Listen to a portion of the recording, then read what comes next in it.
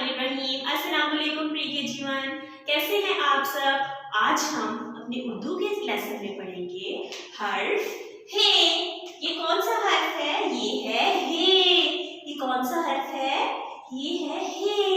हे से हलवा, हलीम की थाली, नहीं है नुक्ता, हे है खाली। हे का कोई भी नुक्ता नहीं होता, हे का कोई भी नुक्ता नहीं होता। हे से हलवा, हलीम की थाली, नहीं है नुक्ता, हे है खाली। हे से हलवाई, हे से हौस, हे से हुक्का, हे से हलवा। तो प्रिय के जीवन, अब हम हे लिखना सीखते हैं। इस नुक्ते से शुरू करना है, सीधे जाना है और नीचे आके गोल बनाना है और ऊपर जाना है। ये है हे। ये कौन सा हर्फ है? ये है हे।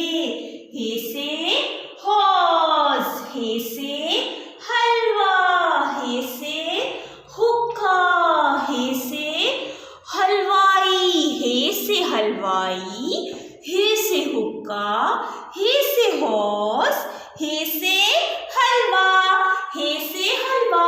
प्रिय के जीवन, टीचर के साथ पढ़ेंगे सब। हे से हलवा, हलीम की थाली, नहीं है नुक्ता, हे है खाली। हे का कोई भी नुक्ता नहीं होता, हे का कोई भी नुक्ता नहीं होता, हे का कोई भी नुक्ता नहीं होता। हे से क्या बनता है? हे से हलवाई, हे से हुक्का, हे से हौस, हे से हलवा।